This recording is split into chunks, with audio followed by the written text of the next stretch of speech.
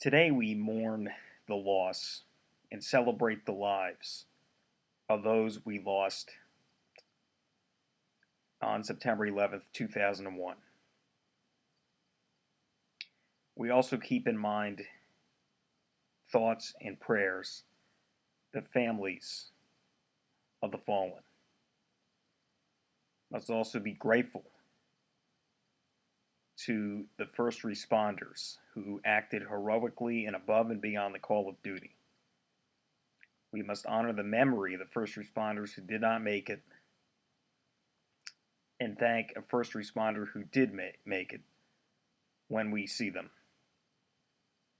We must also be grateful to the brave men and women who are the smartest and bravest amongst us, who have served our country in uniform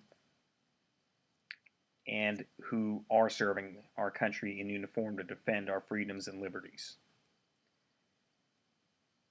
We must also recognize the extraordinary leadership of President George W. Bush and Mayor Rudy Giuliani in holding this nation together following the worst day in our history.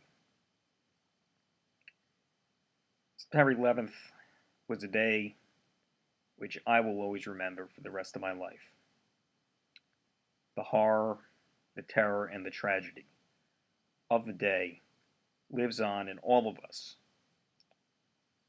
who remember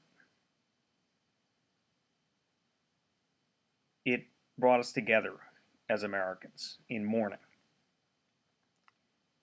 And it, to this day, saddens us to remember it. But remembering it is crucial to honor the memory of those we lost, to console those who did lose somebody, and so that history does not repeat itself.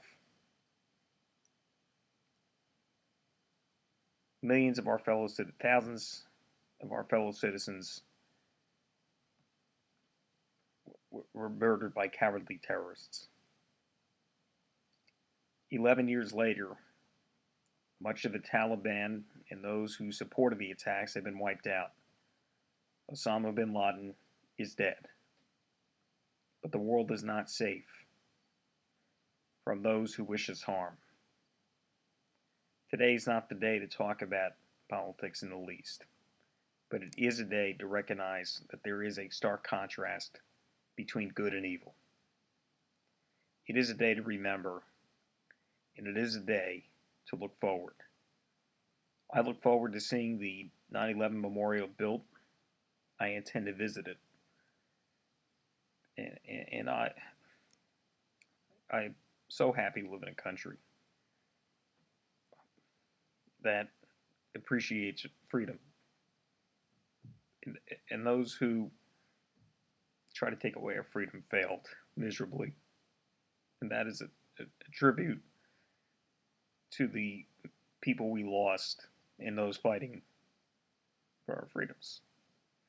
Yeah, thank you, and God bless America.